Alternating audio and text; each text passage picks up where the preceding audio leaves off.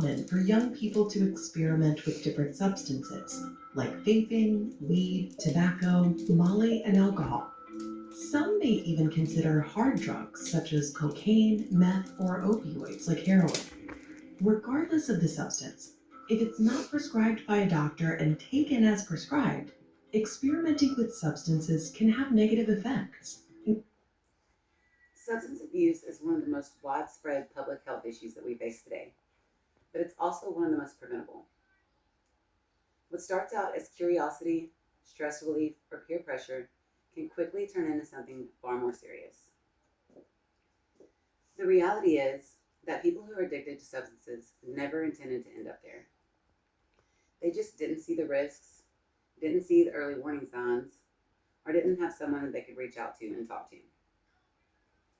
Considering the fact that I have firsthand experience with the effects of substance abuse, and also the fact that I've done recent research on places like Centers for Disease Control and Prevention, National Institution on Drug Abuse, and the Substance Abuse and Mental Health Services Administration, I feel confident in my ability to provide you with some valuable knowledge about substance abuse that I feel is important for you to know, considering the effects that it has on our schools, communities, and families that are surrounding us.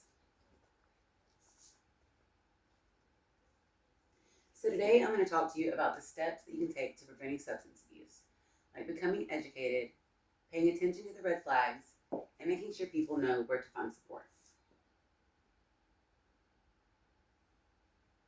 The first step to prevention is education. Most people underestimate how dangerous a substance can be or how quickly dependence can develop. One important thing for people to know is that addiction doesn't affect everyone the same. Trauma, mental health, genetics, stress, they all play an important role on how vulnerable someone is. Some people can try something one time and walk away, but other people can try something one time and struggle for the rest of their lives.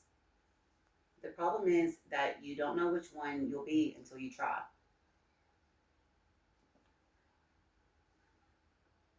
According to the 2022 National Institution on Drug Abuse, young people who engage in high risk substance abuse, like binge drinking, prescription drug use, or illegal drug use, have a higher risk of developing things like academic problems, mental health issues, injuries, and long term addiction. Um, in teens and young adults, the brain is still developing, especially in areas that are responsible for decision making and impulse control. This makes young people more vulnerable to drugs and alcohol and its effects. Education doesn't mean scaring people. It means giving them the truth. It means understanding how substances affect the brain, how addiction forms, and how experimenting can be a genuine risk. When people know the facts, there's less of a chance for them to experiment with substances. Now that you know the risks of substance abuse, let's talk about its early warning signs.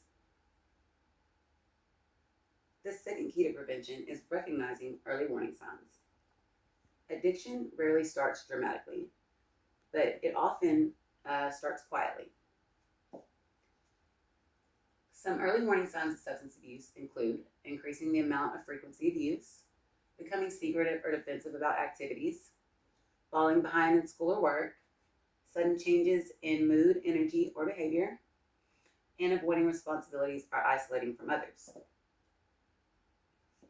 According to the 2023 Center for Disease Control and Prevention Center, early intervention is crucial.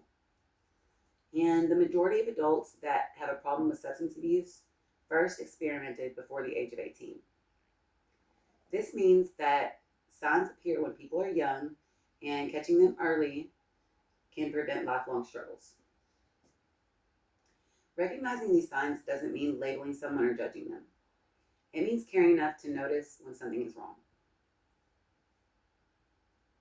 A simple conversation can make all the difference. I've noticed that you haven't been yourself lately. Do you want to talk? It's really that simple. Awareness isn't about accusing people, it's about supporting them. now that you know about the risks of substance abuse and its warning signs, I want to talk to you about the final component of prevention, which is making sure people have the support that they need.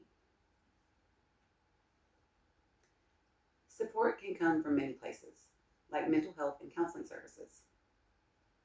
According to the 2023 Substance Abuse and Mental Health Services Administration, early treatment and family-based support programs can significantly reduce the risk of addiction later in life.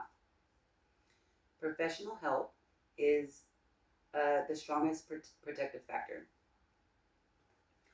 Counselors, therapists, and school support staff can help people deal with trauma, stress, anxiety, and depression, which are the emotional issues that often lead to substance abuse.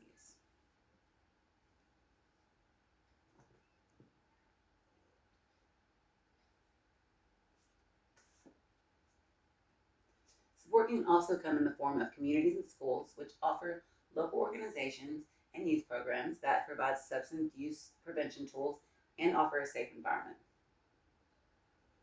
When people feel connected to something, they're less likely to turn to substances for a sense of belonging or an escape. Healthy outlets and coping strategies are important because they give people an alternative to substance use when they're stressed or overwhelmed. Things like sports, arts, volunteering, or hobbies can build things like routine, purpose, and positive identity. Support can also come from friends, teachers, coaches, and family, which all play an important role in prevention. Research says that when a young person has at least one adult that they can trust and talk to, the risk for substance abuse drops dramatically. Prevention isn't about perfection. It's about having enough support so that a moment of stress doesn't turn into a lifelong struggle. Now you know how substance abuse affects millions of people, but you also know that it doesn't have to. Prevention is possible, and it starts long before a person tries a substance. When we educate ourselves about the risks of substance abuse, recognize the early warning signs, and provide supportive resources, we give people the tools that they need to stay healthy and safe. Substance abuse prevention isn't about judging people. It's about protecting them. It's about understanding the pressures that people face and acknowledging that anyone can struggle, and also making sure that no one feels alone. Everyone has a role to stay informed, to pay attention, and to reach out when someone needs help. When we combine knowledge, awareness, and support, we can create communities that help people feel strong enough to cope with life's challenges without turning to substances.